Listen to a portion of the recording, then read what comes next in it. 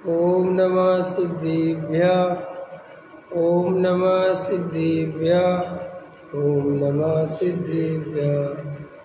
मंगल में मंगल करन वीतराग विज्ञान। नमो तार जाते भई हरहंता धीमा। करे मंगल करे होमा ग्रंथ करन के काज। जाते मिले समाज सब पावे निज बदराज। इस भव तरु का मूल जानऊ मिथ्या भाव। ताको कर निर्मूल अब करिए मोक्ष उपाय। संत के मानस शांत हो जिनके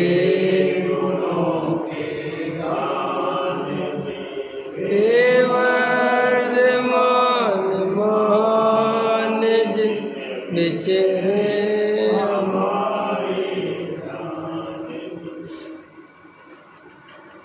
मोक्षमार्ग प्रकाशक सातवां अधिकार सम्यक्त सन्मुख मिथ्या दृष्टि।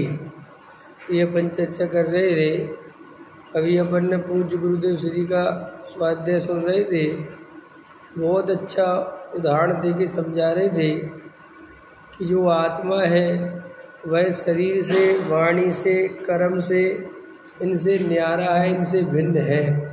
स्वभाव अलग है और ये द्रव्य कर्म, भाव कर्म, नौ कर्म अलग हैं। और राग की सत्ता अलग है, स्वभाव की सत्ता अलग है। इन दोनों के बीच में कोई आधार आधे संबंध नहीं है। माने स्वभाव के आश्रय से राग उत्पन्न नहीं होता। समझ में आया? राग तो पर द्रव्य के आश्रय से उत्पन्न होता है। इसलिए मेरे स्वभाव में राग नहीं है। ये जो राग उत्पन्न हुआ ये तो मैंने अपने स्वभाव को भूलकर जो पर द्रव्य में एकत्व, ममत्व, कर्तृत्व, भोक्तृत्व किया, ये तो उससे उत्पन्न हुआ है। इससे मेरा कोई वास्तविक संबंध नहीं है। जैसे कोई ऐसा कहता है अपराधी कि मैं अपराधी नहीं हूँ, मैं तो बहुत सज्जन आदमी था, मैं तो इसकी गलत संगति में फंस गया, चोरी तो करी इसने, ख्याल में आया कि नहीं आया, गलत काम तो किया इसने, मैं इसके साथ में खड़ा था, साहब तो खड़े क्यों थे? यही सजा है कि तू तो भले ही सज्जन है लेकिन तू इसके साथ खड़ा क्यों हुआ, ये अपराध है। ऐसे श्री गुरु कहते हैं कि आत्मा स्वभाव से तो शुद्ध ही है, सदा काल मुक्त स्वरूप ही है। उसमें किसी प्रकार की कोई विकारी अवस्था है ही नहीं, उसमें विकार के लिए कोई स्थान है नहीं। तो फिर ये क्यों हुआ? इस आत्मा ने पर द्रव्य का सत्संग करा अपने स्वभाव को भूलकर। बहुत अच्छा उदाहरण दे रहे थे कि ना इनमें कोई क्षेत्र का संबंध है। राग का क्षेत्र अलग, ज्ञान का क्षेत्र अलग, शरीर का क्षेत्र अलग, आत्मा का क्षेत्र अलग, आत्मा के प्रदेश अलग, राग के प्रदेश अलग। और क्या ले रहे थे? प्रदेश भेद, क्षेत्र भेद और स्वभाव भेद और स्वरूप विपरीतता। कह रहे थे राग में, शरीर में, मन में, वाणी में और चैतन्य स्वभाव में स्वरूप विपरीतता है। और दोनों के फल अलग अलग हैं और दोनों का लक्ष्य अलग अलग है। ख्याल में है? कितनी बढ़िया बात ले रहे थे। वो समझाए थे राग का लक्ष्य क्या है? पुद्गल, उसका लक्ष्य आत्मा नहीं है। इसलिए वो मेरा कैसे हो सकता है, मैं उसे अपना कैसे मानूं और वो मेरे आधार से कैसे रहेगा? और राग कहाँ उत्पन्न होता है? स्वभाव में पैदा होता है कि एक समय के विकार पर्याय में पैदा होता है। एक समय की पर्याय जो है उसका है ये राग, उसके अस्तित्व में है ये राग, आगे पीछे है ही नहीं राग। नहीं समझ में आया? यहाँ पर्याय उत्पन्न हुई, समझ लो, ऐसे उदाहरण समझ लो, उदाहरण समझ में आ जाए। यहाँ से ये द्रव्य है और इसमें से पर्याय निकली, तो उस पर्याय बस में राग है, यहाँ कहीं राग नहीं है, स्वभाव में नहीं है और आगे पीछे नहीं, सिर्फ उस वर्तमान पर्याय में है। और वो पर्याय गई, राग भी गया, फिर दूसरा राग दूसरी पर्याय में, तीसरा राग तीसरी पर्याय में। तो पर्याय का ही राग में अस्तित्व है, द्रव्य स्वभाव में राग का कोई अस्तित्व नहीं है। अब मजेदार बात क्या है कि श्री गुरु कहते हैं कि तू ये अज्ञानता नादि काल से कर रहा है कि उस पर्याय को तो देख रहा है जिसमें विकार है। किसको देख रहा है? उस पर्याय को देख रहा है जिसमें विकार है, और वो पर्याय क्षणिक है, एक समय की है, एक समय बाद तो वो पर्याय ही नहीं रहेगी। लेकिन जो उसी काल में, उसी पर्याय के काल में जो पीछे त्रिकाली द्रव्य स्वभाव है, जो चैतन्य स्वभाव है, जो आत्मा है, उसकी तरफ तेरा लक्ष्य नहीं है। पकड़ में आए कि नहीं आया? उसी जिस समय पर्याय में, जिस समय अपने अंदर विकार है, तो विकार स्वभाव में है कि एक समय की पर्याय में है। और हमारा जो स्वभाव है, चैतन्य स्वभाव, त्रिकाली ध्रुव ज्ञायक भगवान आत्मा, वो उस विकार के काल में परिपूर्ण ज्ञायक है कि नहीं? वो परिपूर्ण है कि नहीं? है ना परिपूर्ण? तो श्री गुरु कहते हैं कि तुझे उस परिपूर्ण ज्ञायक की तरफ लक्ष्य नहीं जाता, तेरी दृष्टि उस परिपूर्ण ज्ञायक भगवान आत्मा की तरफ नहीं जाती, तेरी दृष्टि इस खोटी पर्याय पे जाती है, इस मलिन भाव पे जाती है, इस गंदगी पे जाती है। समझ में आया कि नहीं आया? हाँ, जहाँ पे दुख है, आकुलता है, बेचैनी है, तकलीफ है और अपनी नहीं है, ऐसा समझ लो।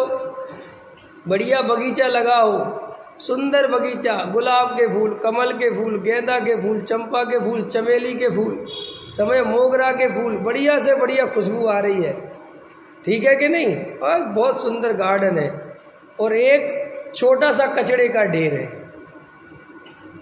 तू उस कचड़े को, ढेर को देखता है, उस इतने सुंदर गार्डन को जो पूरा फूलों से भरा हुआ, उसको नहीं देखता है। सब उदाहरण के लिए, तेरी नजर ही गंदगी पे करे क्या? समझो। फिर कहता है, कह रहे यहाँ तो बहुत बदबू आती है। अरे भैया, तू गलत जगह देखता है, यहाँ तो देख, जरा सी दृष्टि तो पलट। ऐसे ही आचार्य कहते हैं, जरा विचार करो विकार कहाँ है, ये विकार की सत्ता कहाँ है, ये विकार का अस्तित्व कितनी देर का है। अरे जिन परिणामों के भरोसे तुम आत्महत्या करने को तैयार है, थोड़ी देर बाद तो वे परिणाम ही नहीं रहेंगे। बोलो, नहीं होता है? भावुकता में आदमी आग लगा लेता है शरीर में, अधजला हो जाता है, मरने को हो जाता है, तो वहाँ फिर पछताता है कि मैंने किस घड़ी में आग लगा ली, क्योंकि जिसके लिए आग लगाई थी अब वो भाव ही नहीं बचा। नहीं समझ में आया? समझ लो, पति पे गुस्सा आ गया, और पति पे इतना गुस्सा आ गया, कई स्त्रियां बहुत गुस्से वाली होती ना, भावुक भी होती हैं, तो पुरुष से ज़्यादा स्त्रियां आग लगाती हैं। पता है, आत्महत्या भी स्त्रियां ज़्यादा कर लेती हैं, भावुक ज़्यादा हो। तो क्या किया कि पति ने कुछ, हमारे यहाँ ये घटना घटी थी, हमारी समझ लो वो दूर की बुआई लगती थी, उनके पति से बड़ा प्रेम था, सब बातें थी, खूब अच्छा रिश्ता था, लेकिन पति ने कुछ कह दिया गुस्से में, और वो इतने गुस्से वाली थी कि छत पे जाके आग लगा ली। और 3 बच्चे, और एक बच्चा 5 साल का, एक बच्चा 3 साल का, और लड़की तो 1 ही साल की थी। मुझे आज भी याद है, 2500 साल पुरानी घटना है। ख्याल में आया कि नहीं आया? तो आग लगा ली, जल गई पूरी, वो इतनी सुंदर थी क्या बताऊं, पूरी जल गई। और जल गई और अस्पताल में भर्ती है। तो अब जब ऐसा मन करे, पूरा शरीर गल रहा है और वो पति देव पूछ रहे हैं कि ये सब तुमने क्या किया, तो बोले तुमने ये कहा था। इस बात पे गुस्सा आया। अरे तो बोले गुस्सा करना था तो मुझे मार लेती, मुझसे कुछ कह लेती। अब पति तो माफी मांग ली, अब वो भाव तो गया, लेकिन ये जल तो गया, सब बर्बाद किया। कितने के लिए? एक समय के क्रोध के लिए। अगर उसी समय अपना त्रिकाली ध्रुव भगवान आत्मा देखा होता, अपनी आत्मा की दृष्टि होती, तो ऐसा भाव आता है, अरे क्रोध में रखा गया है, इस क्रोध से मिलेगा क्या पर छोड़ो। तो देखो पर्याय तो चली जाती है। ख्याल में आए ना? तो 8 दिन बाद तड़प तड़प के मर गई। सो यहाँ इस पर्याय में तड़प तड़प के मरी, सो आर्त रोज ध्यान करके मरी, सो गारंटी से कुगति में जाता है जी। आत्महत्या करने वाले अधिकतर कुगति में जाते हैं। समझ में आया कि नहीं आया? क्योंकि कुगति में जाना हो तो ही आत्महत्या करने के भाव आते। तो क्या समझा रहे थे गुरुदेव कि भैया ये द्रव्य स्वभाव है, ये समझना था। तो इसमें से पर्याय निकल रही हैं और नष्ट हो रही हैं। उत्पाद हो रहा है और व्यय हो रहा है। तो उत्पाद हुआ तो उत्पाद राग रूप हुआ, लेकिन ऐसा स्वभाव है वस्तु का कि पर्याय भले ही राग रूप उत्पन्न हो रही है, द्रव्य राग रूप नहीं है, स्वभाव राग रूप नहीं है। स्वभाव तो ज्ञान स्वरूप है और पर्याय कैसी हो रही है? राग रूप हो रही है। अब अज्ञानी जीव क्या करता है, वो द्रव्य स्वभाव को तो उसको खबर नहीं, पर्याय दृष्टि होने से वो ये देखता है कि मैं तो रागी हूँ, मैं द्वेषी हूँ, मैं क्रोधी हूँ, मैं लोभी हूँ, मैं मायाचारी, क्योंकि पर्याय राग द्वेष की दिख रही। लेकिन वो जागृत होके ये नहीं देखता कि ये पर्याय है कितनी देर की।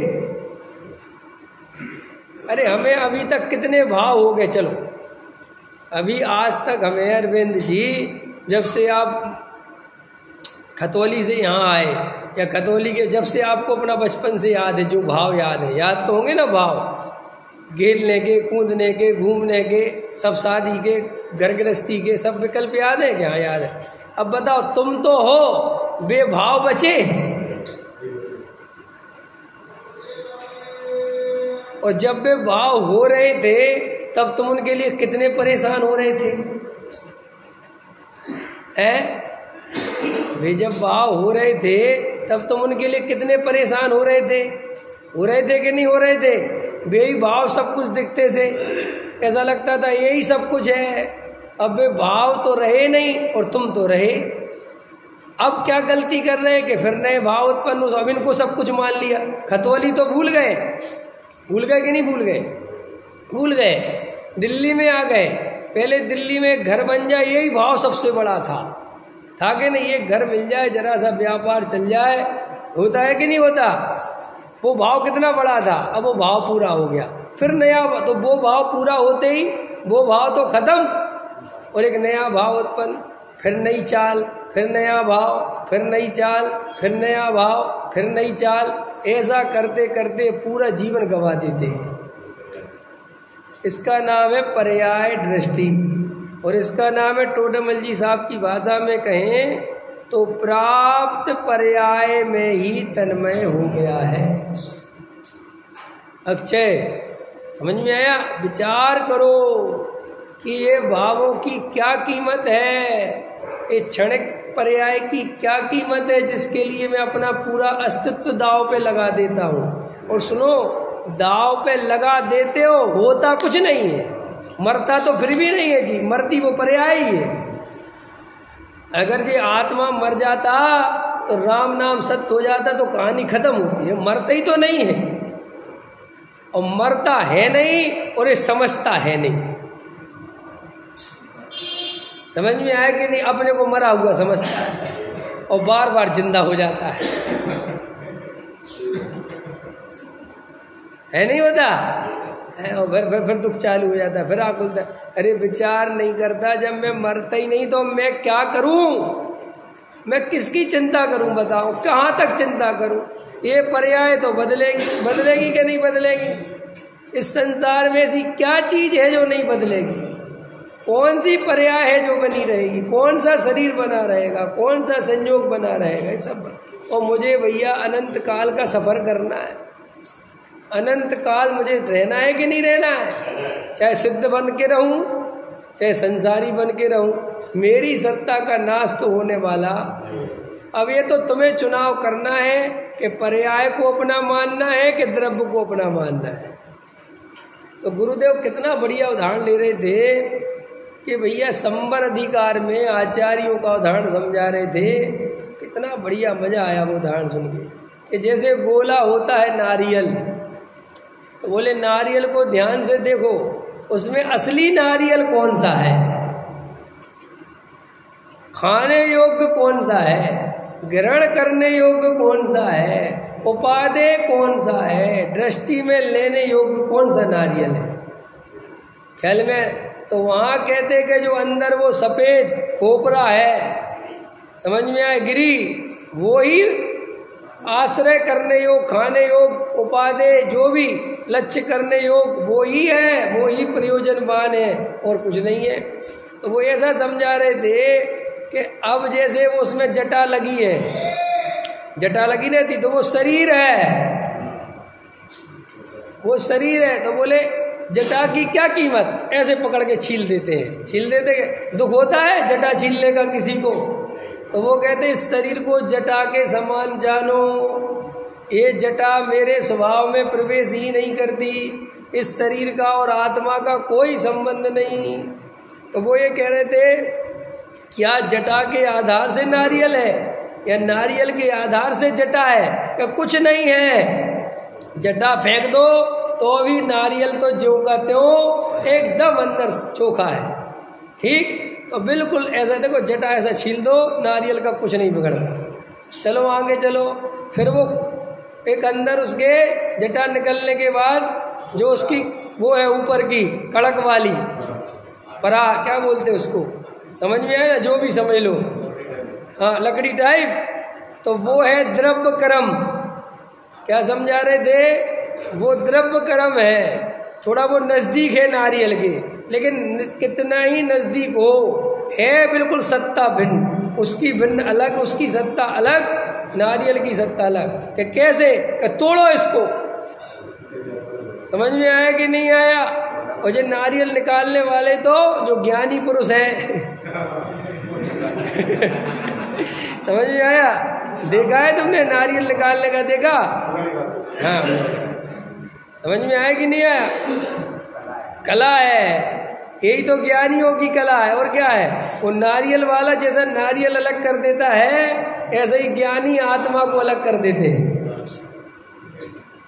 बिल्कुल वही कला है। और तुम क्या करते हो, अज्ञानी होने के कारण उस नारियल को लाए और खट से फोड़ दिया, फोड़ दिया तो क्या होता है कि फूट तो जाता है, लेकिन फिर उसमें से वो गरी निकालना बहुत टेढ़ा हो जाता है, हो जाए कि नहीं होता है, हाथ में तक लग जाती है ना, नरेटी बोलते उसे, नरेटी, अब याद आया मुझे, ख्याल में वो नरेटी हाथ में लग जाती है, इतनी पैनी धार होती है उसकी, ख्याल में है ना।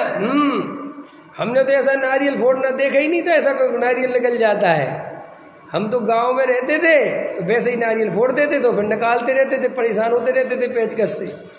अभी क्या हुआ कि यहाँ दिल्ली में आया मैं, तो दिल्ली में मैंने नारियल लिया तो उसने निकाल के दिया, तो मैंने 2 दिन बाद लिया, फिर वो कला सीखी मैंने समझ में आया कि नहीं आया। हाँ, फिर मैंने अभी देखो, अभी अब क्या है, पंडित विद्वानों को नारियल मिल जाते हैं ना, तो नारियल अब क्या करें, तो ले आते हैं, तो भाई फोड़ते हैं, तो अब नहीं, अब मैं वैसे ही निकालता हूँ ज्ञानियों की तरह, समझ में आया, उसको धीरे धीरे ठोकर मारो, धीरे धीरे धीरे धीरे फोड़ो, एकदम एकदम सही निकल जाता है। पर लेकिन शांति चाहिए।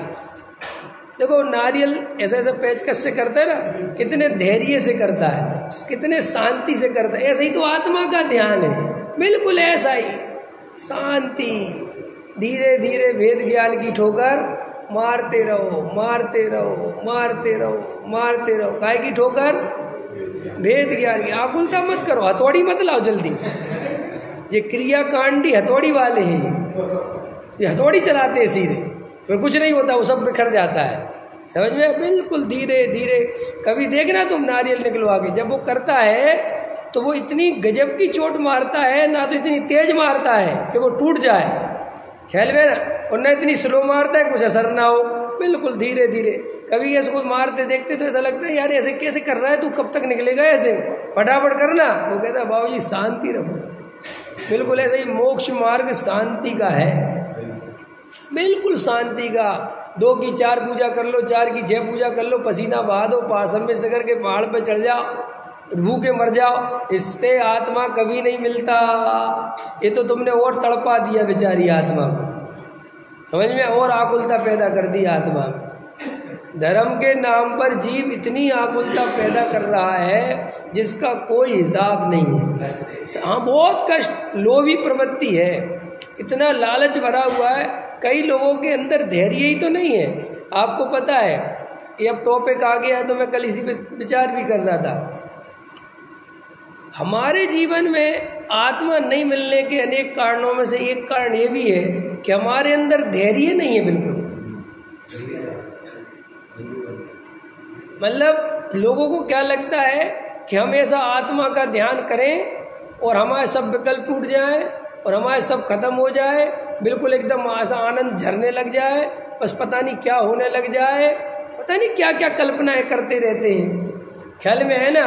और वो फिर बस वो वहाँ तो ऐसा कुछ होता नहीं, तो ऐसे तुरंत कल्पना कर लेते हैं, अरे आत्मा ऐसे नहीं मिलता, अरे अपन को थोड़ी आत्मा मिला है, ऐसे मिलना आसान थोड़ी है, अपन तो देखो अपनी तो क्या हालत है। वो बार बार वो पर्याय दृष्टि कर लेता है उस धर्म के नाम पे। एक बात बताओ, आप क्या चाहते हो? आपको आत्मा समझ में आया, आप किस आधार से मानोगे? आपको आत्मानुभव आया, किस आधार से मानोगे? नहीं समझ में आया। लोगों को आधार पता नहीं है, इसलिए बहुत मिस्टेक हो रही। लोगों को लगता है कि यार कुछ होता जाता तो है नहीं, हमेशा ध्यान करने बैठते हैं, क्या होता है कुछ ना, तो मन लगता है ज़्यादा देर, नहीं होता है ना वो होता है, और दिन भर राग देश चलते रहते, कसाय भाव चलते रहते। भाई अभी कसाय भाव एकदम से नहीं मिट जाएंगे, अभी राग देश एकदम से नहीं मिट जाएंगे, और कोई अभी आत्मा में ऐसा सुख नहीं मिल जाएगा तुम्हें कि तुम खाना पीना भूल जाओ, तुम्हें रोटी खाने का मन नहीं करे, तुम विकल्प व्यापार का विकल्प टूट जाए, ऐसा भी नहीं होगा। ये तो सब धीरे धीरे होगा, लेकिन अभी तुम इतनी जल्दबाजी में चाहते हो कि कुछ हो तो नहीं रहा। लोगों के मन में एक ही विकल्प है, कुछ हो तो नहीं रहा। हम आत्मा का ध्यान करते, कुछ होता तो है नहीं, चलो ठीक है हमने ध्यान कर लिया, अब क्या करें? हमने अपने को आत्मा मान लिया, अब क्या हो रहा है? लोगों को लगता है कि नहीं लगता? ठीक है, हमने राग से भी भिन्न मान लिया, अब क्या करें? क्या करें? नहीं समझ में आया कि तूने ये शब्दों में माना है और क्षयोपशम ज्ञान में माना है। अंदर अगर तूने वास्तव में भिन्न देख लिया होता तो क्या करे, ऐसा प्रश्न ही खड़ा नहीं होता। फिर क्या होता कि जो हो रहा होता वो स्वीकार होता और अपनापन अपनी आत्मा में होता। आपको क्षयोपशम ज्ञान से लगता है कि हमारा अपनापन आत्मा में हो गया है। बार बार स्वाध्याय सुनने से, बार बार तत्व सुनने से, बार बार विचार करने से ऐसा लगता है जीव को कि हमारा आत्मा में तो अपनापन हो गया, हम तो अपनी को आत्मा मानते। लेकिन कैसी आत्मा मानते हो अपने को? रागी द्वेषी या ज्ञान स्वभावी? कैसी आत्मा? हम तो ज्ञान स्वभावी मानते हैं, शब्दों में मानते हो, अंदर दृष्टि तो राग द्वेष की ही रहती है। तो अभी आत्मा में वैसा सुख नहीं आएगा, तो अभी करे क्या कि अभी सारा अपनापन आत्मा में करो, ये काम करो। अभी कोई उसके आनंद की मत सोचो, मैं आत्मा हूँ, मैं ये शरीर आदि नहीं हूँ। इस वेद ज्ञान के बल से अपना वजन, अपनी ताकत, अपना उपयोग आत्मा पर लगाओ। अपने को बार बार आत्मा देखो, और वो देखना इतना आसान नहीं है। 1 मिनट में कसाय भाव पैदा होगा, राग देश पैदा होंगे, फिर राग देश की आकुलता सताएगी, फिर राग देश को मिटाने का उपाय परद्रव्य दिखाई देगा, फिर परद्रव्य का परिणमन अपनी इच्छा अनुसार कराने का भाव आएगा। समझ में आया? ऐसा हो जाए जी, ऐसा हो जाए जी, ऐसा हो जाए, और एक तरफ कहते भी रहोगे कि मैं आत्मा हूँ। सो तुम्हें क्या होगा? एक तरफ आत्मा कहते रहोगे और एक तरफ ये भाव चलते रहेंगे, तो तुम्हें क्या लगेगा? मुझे काय का आत्मा का ज्ञान है, ये भाव तो रुक नहीं रहे। यही हो रहा है, अधिकतर लोगों के साथ यही हो रहा है। आकुलता तो कम हो नहीं रही। ख्याल में है कि नहीं? बीमारी हो रही, तकलीफ हो रही, दुख हो रहा, पूरा तो हो रहा, सब कुछ तो चल रहा है, काय का आत्मा मान लिया। तो तुम क्या चाहते हो कि तुम अपने को आत्मा मान लोगे तो तुम्हारे शरीर में कोई रोग नहीं होगा? तुम अपने को आत्मा मान लोगे तो तुम्हें भूख प्यास लगना बंद हो जाएगी? तुम अपने को आत्मा मान लोगे तो पैसे की चिंता मिट जाएगी? ऐसा समझते हो क्या? अब जैसे मान के चलो मुझे व्यापार के ज़्यादा विकल्प हो रहा है, मेरा व्यापार नहीं चल रहा उदाहरण के लिए, तो मैं सोच रहा हूँ यार काय की आत्मा की श्रद्धा है? नहीं समझ में आया? मैं क्या सोच रहा हूँ? काय की आत्मा की श्रद्धा। इतना स्वाध्याय सुनते हैं और व्यापार के तो विकल्प चलते रहते हैं, और जरा सा यहाँ गलती हो रही है। तुम आत्मा का स्वरूप नहीं समझे, विकल्प चल रहे हैं व्यापार के, इससे आत्मा नहीं छूटता, इससे सम्यक दर्शन नहीं छूटता। सम्यक दर्शन छूटता है जब उन विकल्पों को अपना स्वरूप मानते हो। ये भेद मिटाना है, ये असली बात तो ये समझना है, असली भेद करना तो ये सीखना है। वो कहे क्या हुआ, हमने क्या किया, गए थे हरि भजन को ओटन लगे कबास। भेद विज्ञान की बातें तो खूब करी, लेकिन जिससे भेद विज्ञान करना था वो जब सामने पड़ा, जैसे कभी कभी ऐसा होता है ना, जैसे कोई अपने समझ लो बच्चा अपने पापा से डरता है या पत्नी अपने पति से डरती है, जो भी तुम्हें अच्छा लगे वो ले लेना है, तो अपने बड़े भाई से डरते हो, और आज तुम्हें अपने बड़े भाई पे बहुत गुस्सा, आज मैं उनको बता दूंगा, आने दो, सामने आने दो, आज मैं ये बोलूँगा, और तुम शीशे के सामने खड़े होकर तैयारी कर रहे हो। ऐसे होते हैं ना, आज उनको मैं ऐसे जवाब दूंगा, आज तो मैं लड़ ही लूँगा, आज मैं बिल्कुल नहीं सुनूंगा, आज तो चाहे कुछ हो जाए, बहुत हो गया, जब देखो अपनी मन मर्जी करते हैं। ऐसा खूब तैयारी कर ली, और जैसे ही वो आए, हाँ बोलो, कुछ नहीं नहीं समझ में आया। ये क्या था, एक गांव में एक स्कूल था और वहाँ एक प्रिंसिपल था, वो दबंग था बहुत, समझ में आया कि ना? और दबंग इतना था कि वो 60 साल का हो गया तो भी रिटायर नहीं हुआ, गवर्नमेंट से फरमान आ गया, वो रिटायर ही नहीं हुआ। ख्याल में आया कि ना? गांव की स्कूल, गांव का राजपूत दबंग आदमी कह रहे हैं आप मैं ही हूँ प्रिंसिपल, जब तक जिंदा हूँ तब तक मैं ही रहूँगा। समझ में आया कि नहीं आया? भाई चलाता रहा वो। तो एक दिन स्कूल के सारे टीचरों ने मेहनत करी, मीटिंग करी कि आज इसको अपन नहीं आने देंगे, नहीं बैठेंगे, और कुर्सी पे अपन दूसरे प्रिंसिपल को घोषित कर दो, और ऐसा और वैसा और जी। तो उसके पास खबर पहुंची, किसके पास? राजपूत के पास, कि वो ऐसी ऐसी मीटिंग कर रहे हैं और ऐसा ऐसा हो रहा है, और नया चौहान साहब को बना दिया है। कोई बात, चिंता ही मत करो। ख्याल में है कि नहीं है? तो कल अपना उसी टाइम पे उसने अपनी ड्रेस पहनी, अपनी लाठी वाठी ली और गया। तो वो जो चौहान जो कुर्सी पे बैठा था, वो जैसे ही वो एंट्री करी, उसने चौहान खड़ा हो गया, सर बैठिए सारे टीचर सर बैठिए। क्या हुआ तैयारी का कि तुम कागजों में कितने ही लिख लो कि प्रिंसिपल चौहान को बता दिया, तुम्हारे दिमाग में यही लिखा कि तुम्हारा बाप मैं ही हूँ। समझ में आया कि नहीं आया? ये जो डर है ना, डर पकड़ में है ना, वो डर कैसे निकले? मुद्दे की बात तुम कागज में कितने ही लिख लो कि मैं इनसे ये कहूँगा। ऐसे ये जीव क्या करता है, बड़े शास्त्रों के आधार से तैयारी कर लेता है, बड़ा पंडित विद्वान सुना के थोड़ा मजबूत कर देते हैं, थोड़ा साहब मैं वेद विज्ञान करूँगा, मैं राग को अपना नहीं मानूंगा, मैं करता धरता नहीं हूँ, मैं तो पर्याय से भी भिन्न हूँ, एक समय की पर्याय जो होने योग्य है वो तो होके रहेगी, मेरे में थोड़ी होती है। ऐसी बड़ी बड़ी बातें यहाँ सुन के तैयार कर लेता है। समझ में आया कि नहीं? और जैसे ही बाहर निकलता है और जैसे ही वो पर्याय सामने आती है, ये सरेंडर कर देता है। स्वाध्याय का कोई रिजल्ट नहीं है, ये रुकती तो है नहीं। तू पर्याय को रोकना चाहता, यही मिथ्यात्व है। ये कसाय भाव मिटते तो है नहीं, इतनी चर्चा सुनते हैं, यही तो मिथ्यात्व है। कसाय को मिटाना नहीं है, कसाय को भिन्न देखना है। कसाय मिटाना नहीं है, भिन्न देखना है। भिन्न देखेंगे तो मिट जाएगी, कि फिर तू भिन्न देख ही नहीं पाएगा, क्योंकि तुझे मिटाने पर वजन ज्यादा है ना। वजन मिटाने पे क्यों है? वजन मैं इससे भिन्न हूँ, मैं त्रिकाली ध्रुव ज्ञायक भगवान आत्मा हूं, इस पे वजन क्यों नहीं है? वो ध्रुव का स्वीकार नहीं है और पर्याय का स्वीकार नहीं है। ध्रुव स्वीकार नहीं होता और पर्याय अस्वीकार नहीं होती। पर्याय में छोटा रहता है, वो कहता नहीं साहब ऐसा थोड़ी है, प्रत्यक्ष तो रागी देश चल रहा है। अब वही ले रहे थे गुरुदेव, तो जटा समझ गए हैं, नरेटी समझ गए, अब और आगे ले रहे थे। कितना हो गया? शरीर हो गया माने 9 गर्म, नरेटी हो गई द्रव्य गर्म नहीं।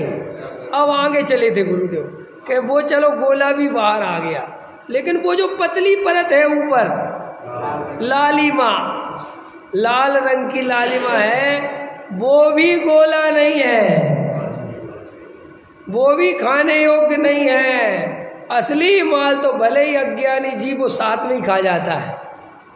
ख्याल में लेकर इतना अलग कौन करे, लेकिन जो गोले का स्वाद है उसका स्वाद अलग है। और गहराई से देखो, जब छिलाई होती है ना, जब उसमें डालते मिठाई वगैरह में, तब तो वो छील लेते हैं, है ना, सूखा वाला।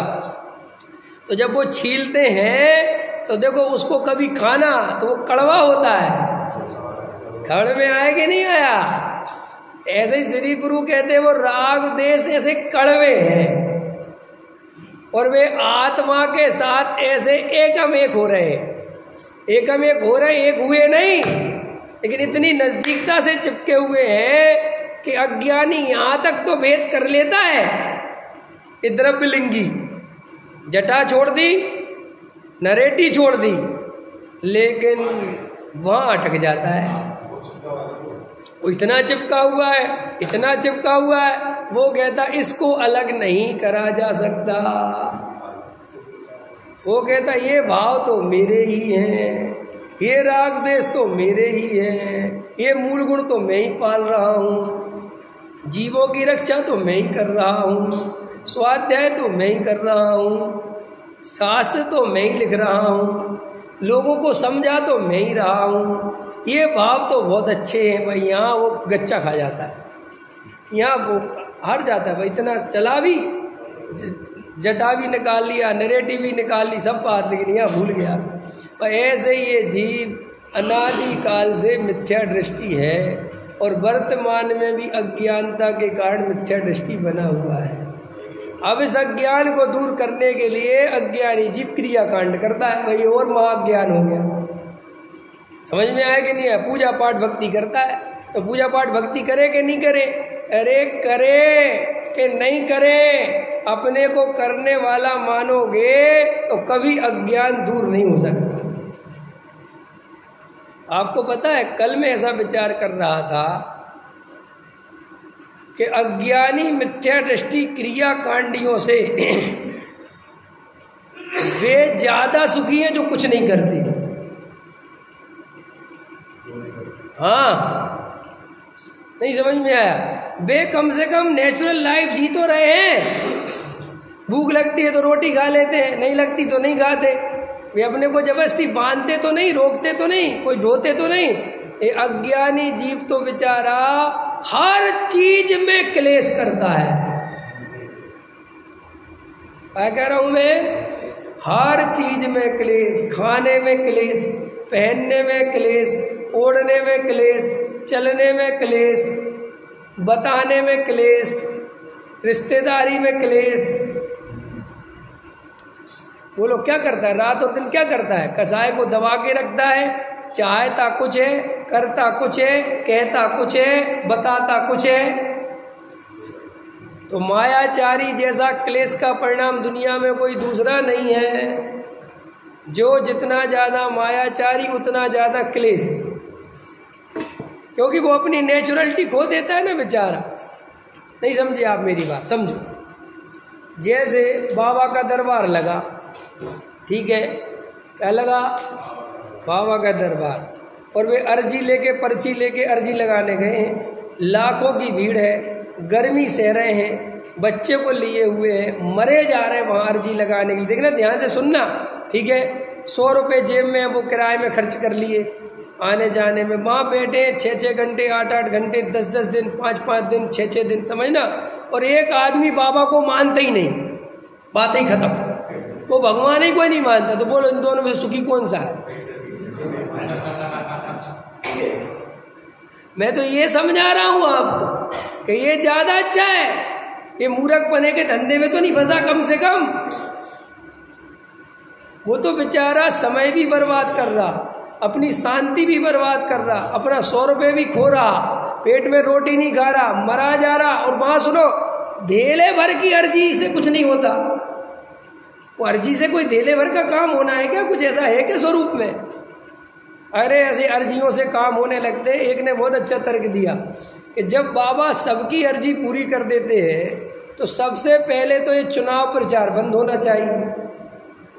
ये वोटिंग इतनी पैसा खर्च हो रहा है, करोड़ों अरबों रुपए प्रचार में, इसकी जगह बाबा के पास जाओ और बाबा से पर्ची निकलवाओ और बाबा बता देंगे कि जे प्राइम मिनिस्टर बनेगा, बात खत्म, सब स्वीकार कर लो। जब बाबा को इतना मानते हो तो क्यों? और फिर चुनाव प्रचार तो बिल्कुल मत करो। मान के चलो बीजेपी हिंदुत्ववादी है और उसको अपने हिंदू नेताओं पे भरोसा है, महाराजों पे, वे ये उसी को सिक्योरिटी दे रखी, जेट सिक्योरिटी, तो तुम्हें तो भरोसा होगा ना बाबा पे, हम तो पक्के भगत हैं। तो ठीक है, बाबा से अपनी पर्ची निकलवा लो, देख लो विधायक बनने वाले हो, सांसद बनने वाले हो, क्या बनने वाले हो, कि पीएम बनने वाले हो, देख लो। क्या हमने दिखवा ली कि क्या बताया बाबा ने कि पीएम, बात खत्म। तुम अपने घर में बैठो, करने तो दूसरों को प्रचार, तुम तो बन ही जाओगे क्योंकि बाबा ने बोल दिया। तो 1 मिनट की शांति नहीं पकड़ता। तो ये जनता को मूर्ख बनाने के धंधे खोल लगे। एक जो नेता एक भी महाराज को नहीं मानता, तुम विश्वास नहीं करोगे। ये असली तो खतरनाक तो यही है। ये तो क्या होते हैं, ये नेता इन महाराज साधु संतों को खड़ा करते रहते हैं, समझ कि तुम जनता को मूर्ख बनाते रहो, और अकेले में कहते ज्यादा 3 2 5 करी तो तेरी उड़वा दूंगा। समझ में आया कि नहीं आया? ये सब प्लान है। पता है दुनिया को कौन लूटता है? नेता और कुगरू, ये मिलके जनता को लूटते हैं। मैंने साधु संत नहीं कहा, क्योंकि साधु संत तो बहुत अच्छी चीज है, कुगरू लूटते, कुगरू। समझ में आया कि नहीं? नेता उनको आगे बढ़ाते हैं कि तुम जनता को हरे राम सुनाओ, और फिर धीरे से जब जनता बहुत इकट्ठी होने लगे, तुम्हारा नाम वाम बढ़ जाए, फिर हम आएंगे। ये हल्के पतरे साधु के पास नहीं आते, देखा तुमने? जैसे अभी मार्केट में कोई नया बाबा आ जाए तो एकदम से कोई नेता फेता बिल्कुल नहीं जाएगा, बिल्कुल कहीं नहीं मिलेगा तुम्हें। लेकिन धीरे धीरे देखे कि इसकी पॉपुलरिटी बढ़ गई। अब वो जो है ना, वो अभी रातों रात हीरो बन गया ना, 5वीं फेल, पार्ले जी बिस्किट खा खा के बड़ा हुआ। समझ में आया कि नहीं आया? अब मेरा प्रश्न ये है कि अब उसको जेट सिक्योरिटी दे दी, कमाल हो गया था है, और उसके बड़े बड़े नेता उसकी जो है ड्राइविंग कर रहे।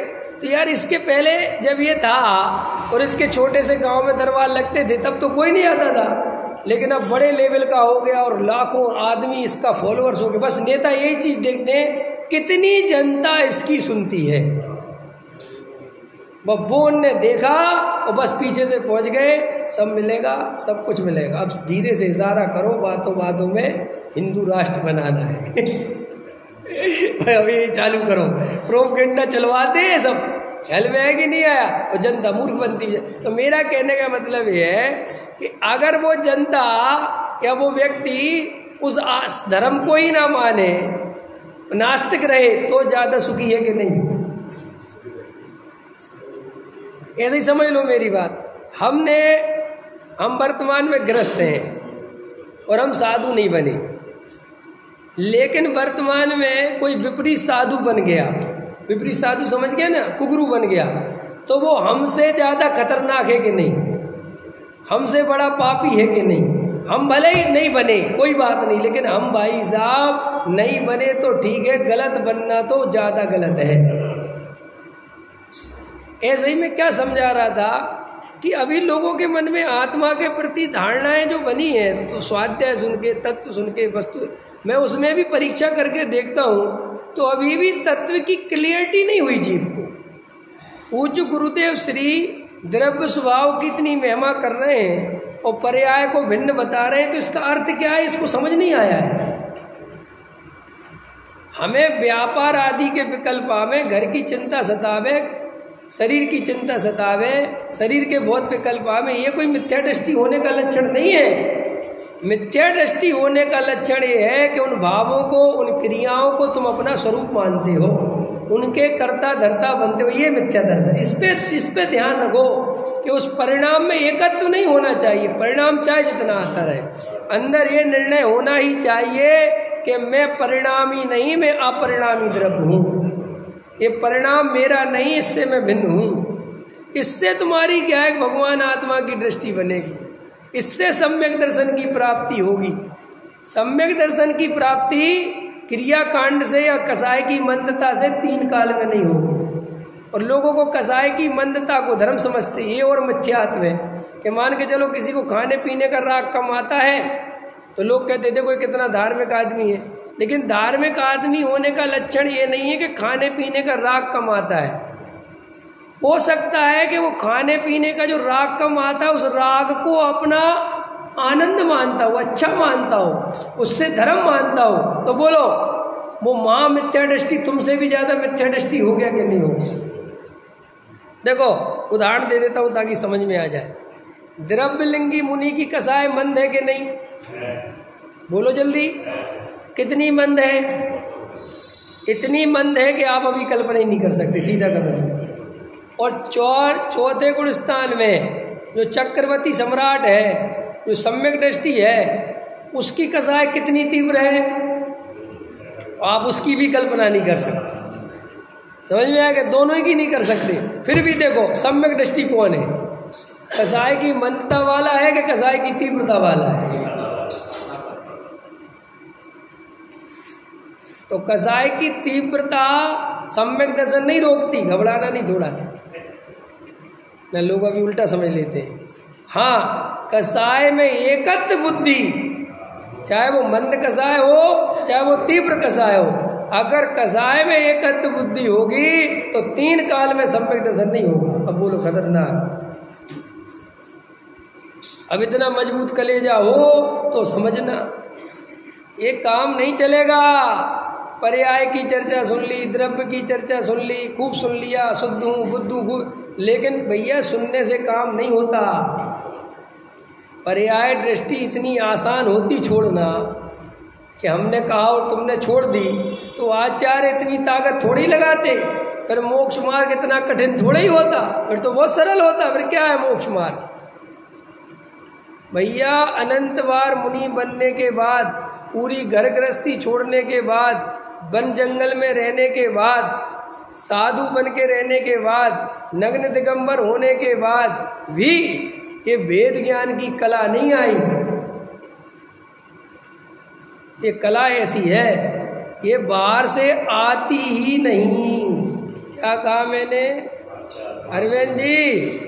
ये कला बाहर से आती ही नहीं, इसलिए बाहर ताकत लगाना मूर्खता है। ये तो अंदर की कला है, अंदर से ही आती है। पकड़ में आया कि नहीं आया? अरे क्रिया कांड आसान है, अनंत बार किया। क्या गुरुदेव का देखो 5 मिनट का व्याख्यान चलता है, 10 मिनट का व्याख्यान में, 15 मिनट के व्याख्यान में अमृत बरसता है। ख्याल में है? ऐसा लगता है अमृत ही बरस रहा है। अरे ज्ञानी की देशना कमाल की होती है।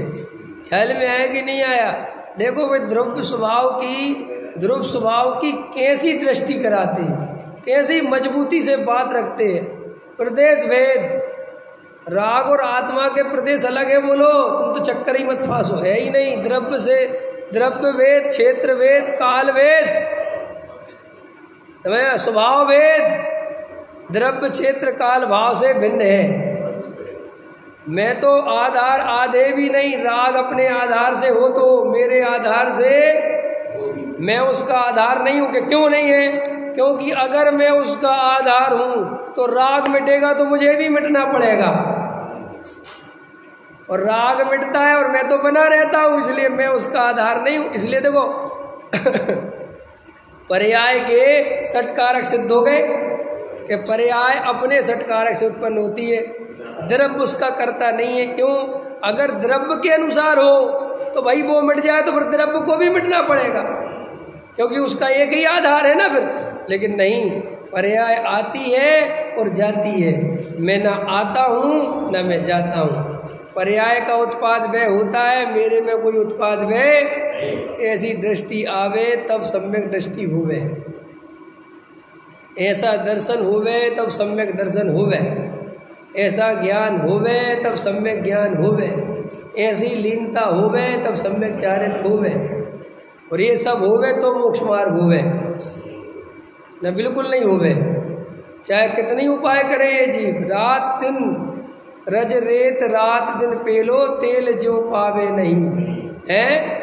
और क्या है, रात दिन पानी पिलो घी जो पावे नहीं, क्या मिलने वाला। ऐसे ही देखो भाई, अपनी आत्मा का कल्याण करना हो, सम्यक दर्शन की प्राप्ति करना हो, तो अपने को जो वस्तु का स्वरूप मिला है इसका सच्चा श्रद्धान करो और एकदम धैर्य रखो, जल्दबाजी मत करो।